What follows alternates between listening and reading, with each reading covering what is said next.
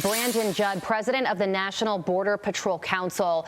Brandon, this is the worst possible scenario playing out. 52 people that were coming into the United States apprehended in Panama with ties to terrorism.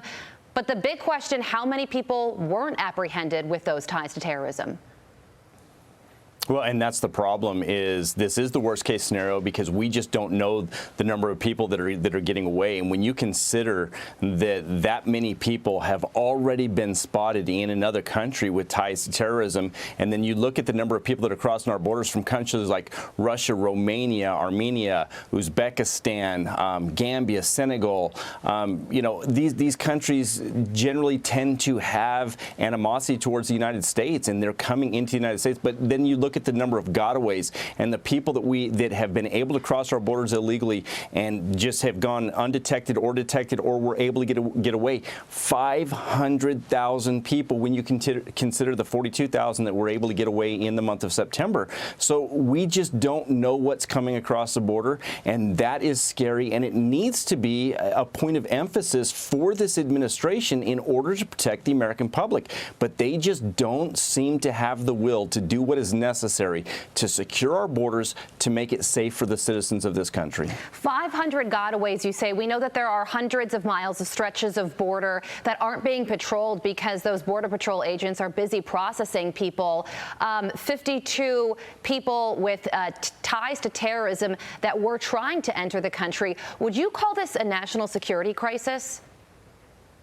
It is, and it always has been when you look at what we deal with and what we face on a daily basis. And regardless of whether you consider it just people from countries of special interest or countries that want to do us harm, when you look at the drugs on top of that as well, this has always been a national security interest, and it needs to be something that is looked at very, very hard in order for us to get this under control. But it's not rocket science, and that's what's so frustrating and upsetting to those the men and women that put on a uniform and go out and patrol the border, is we know that this has we've been able to get the border under control before, and we can do it again, and it doesn't take a whole lot as long as we have the policy in place to allow us to take those people in custody and remove them immediately. Yeah. If we don't do that, if we continue to reward people for crossing borders illegally, we're going to see numbers that are just astronomical that we just can't deal with. Yeah, and Congressman Gonzalez, the soundbite that we played at the top, he said that when he spoke to the foreign minister in Panama, he asked her, does anybody in the Biden administration know that 100,000 people are coming or headed to the United States and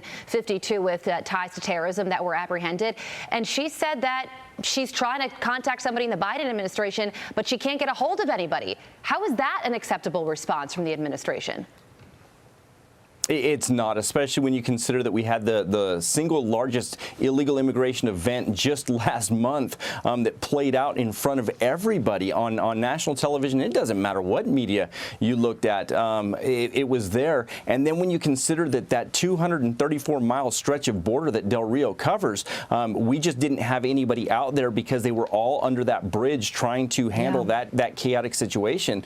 It's just what we see every day, and that's a fault to this administration. Well, President Biden's pick to lead CBP, Chris Magnus, his confirmation hearing was yesterday, and we learned that in 2007 there was a lawsuit filed against him from several black police officers, and they claimed that he made some racist jokes and stopped them from getting promotions.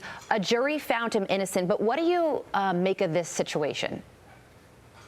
Well, I think it's very curious that the far left, as long as you're a conservative, if you have any allegations against you whatsoever, the far left will condemn you, including the base that the Biden administration relies upon. Yet if it's somebody that's an activist, if it's somebody that believes in being activism, even if you have a uniform on, they'll forgive you. And that's what they've done in the case of Magnus, which again is so hypocritical of the far left. And when you deal with politics and you put that into law enforcement, it just doesn't belong. And again, it's something that we have to deal with, and we just can't get a handle on it right now. You know, Brandon, Magnus was also asked about the images of Border Patrol agents, and they were falsely accused of whipping migrants, and he called those images troubling, but he says that the investigation needs to play out. Do you have an update on that investigation?